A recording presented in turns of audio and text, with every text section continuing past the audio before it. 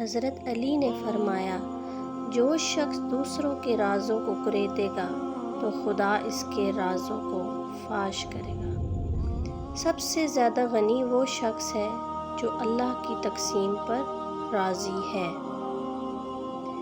اخلاق وہ چیز ہے جس کی قیمت کچھ نہیں دینی پڑتی، ہاں مگر اس سے ہر انسان خریدا جا سکتا ہے۔ لوگوں کے غلام مت بنو جب اللہ نے تمہیں آزاد پیدا کیا ہے۔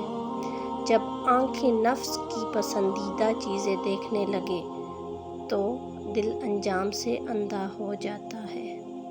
خرچ کرو، دکھاوا نہ کرو، اور خود کو اس لیے بلند نہ کرو کہ تمہیں پہچانا جائے اور تمہارا نام ہو، بلکہ چھپے رہو اور خاموشی اختیار کرو، سلامت رہو گے۔ آل اور امت کا پہلا فرق یہ ہے کہ آل پر صدقہ حرام ہے،